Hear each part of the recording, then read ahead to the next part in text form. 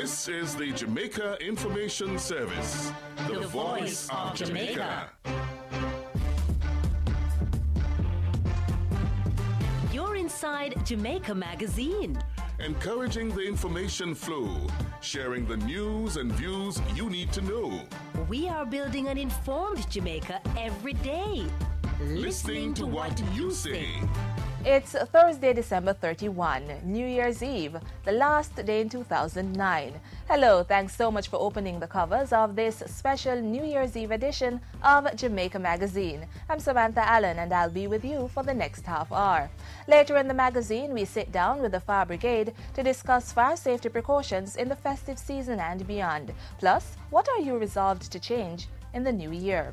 But first in the news, Agriculture Ministry says consumption of locally produced sugar increasing, Spanish government to help fund local agricultural research efforts, and Prime Minister hails heroic JUTC bus driver. The details after the break. I might stand on the corner, but me love life. I know wrong from right. So don't judge me how me look. I stand up for peace. And if we stand up for peace, peace must increase.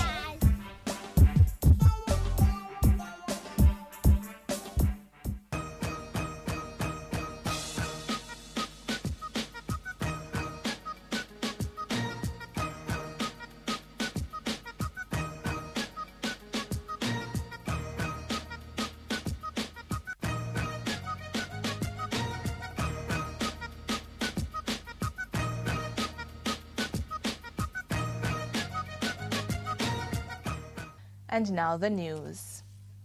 For the first time in the past 10 years, Jamaicans are now buying locally produced sugar. That's according to the Ministry of Agriculture. The island's sugar needs were previously met by wide-scale importation. But the ministry's data from the Sugar Industry Authority reveal a shift in that trend. Between 2005 and 2009, refined sugar imports were as high as 70,000 tons. During that same period, raw sugar importation reached 60,000 tons annually. However, recent efforts by the Agriculture Ministry have reduced that demand. According to the ministry, local reserves were boosted when the Froome Sugar Factory commenced operations on December 4. As a result, 3,810 tons of sugar were produced. Most of that, 2,200 tons or 43,280 bags of sugar, were packaged for the trade. The Agriculture Ministry says this saved the country $32 million in valuable foreign exchange that would have previously been spent on importing sugar. A project to promote advanced technology use in agriculture will get a boost with a monetary donation from the Spanish government next week. The government of Spain is to present the Agriculture Ministry with a $34.9 million check next week. The money is for the Center of Excellence for Advanced Technology in Agriculture. The Center of Excellence has been established to set and coordinate the agricultural research agenda based on an assessment of the farming sector. The contribution from the Spanish government will be used to fund the construction of 2 greenhouses that will be set up for research purposes. The greenhouses will also facilitate the training of extension officers and select farmers across the Caribbean in cutting-edge greenhouse technology. The government-owned bus company says it will be strengthening its operations in the new year. The Jamaica Urban Transit Company says this includes boosting its fleet. According to Managing Director Paul Abrahams, the JUTC suffers tremendously from an aged fleet. He says the lack of funding to maintain the fleet is one of the greatest challenges facing the company. One measure being pursued by the JUTC is an increased focus on revenue collection. At the same time, the company is trying to get the maximum performance from assets at its disposal. Recently, the JUTC unveiled a fully reconditioned bus as part of a major overseas rehabilitation program. The bus, which was previously earmarked for disposal as scrap metal, was fully reconstructed and rehabilitated in Brazil. The idea is to similarly upgrade other damaged buses and get them back on the road. This is dependent on the outcome of extensive tests now being done on the rehabilitated vehicle. If the initiative proves successful, over 100 rehabilitated buses could be added to the JUTC fleet. Preparations are in high gear for the 2010 staging of the annual Maroon Festival in Akampong. Thousands of Jamaicans and foreigners are expected to travel to St. Elizabeth for the annual event next Wednesday, January 6th. The day usually starts with a ceremony that pays respect to Maroon ancestors at the Peace Cave.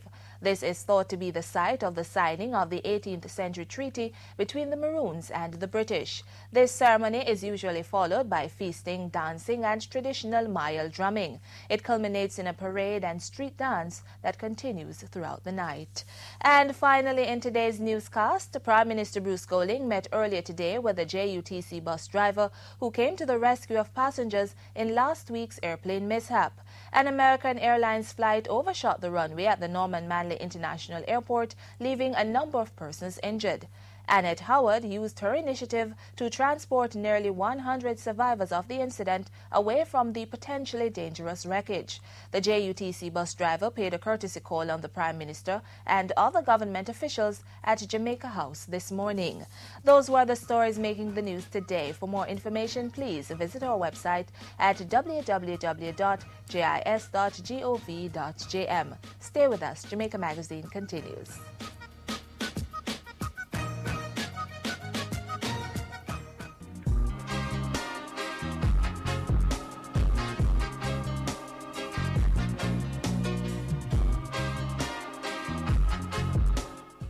There are just a few hours left in 2009. Do you have any goals for the new year? In this next feature, we talk about New Year resolutions, why they sometimes fail, and why they remain such a strong part of our culture.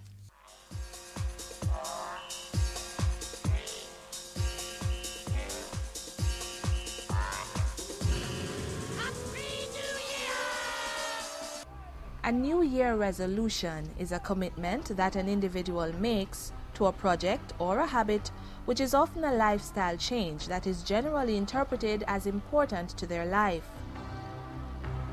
The name New Year resolution comes from the fact that these commitments normally go into effect on New Year's Day and remain until the set goal has been achieved.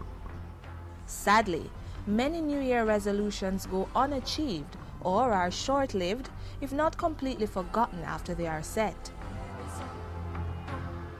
The most important point to consider when deciding on New Year resolutions is to decide if you are truly willing to make the change in your life.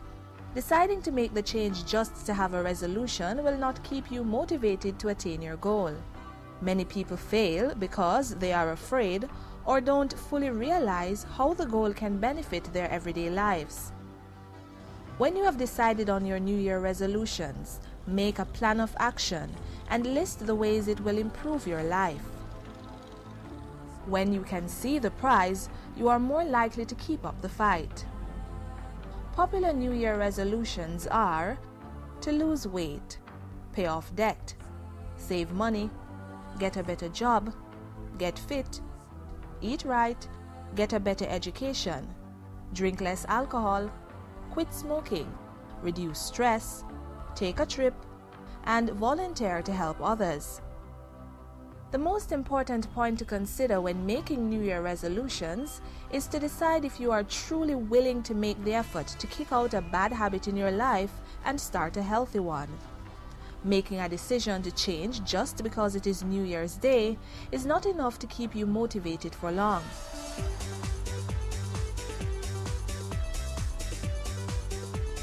Lasting change means being prepared to make sacrifices.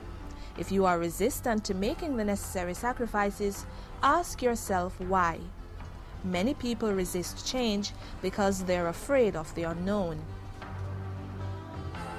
Once you have decided that you are ready to make that New Year's resolution and stick to it, you need to develop a plan of action and make that plan a priority. Here are some tips to help you prepare for success. You must determine that bad habits that keep you from optimal success, such as smoking, drinking, or overeating, do not have to follow you into the new year. You must prepare yourself psychologically to change if you don't want them hanging around for another 12 months. You must focus on realistic goals with measurable results. You need to break things down into small steps that you can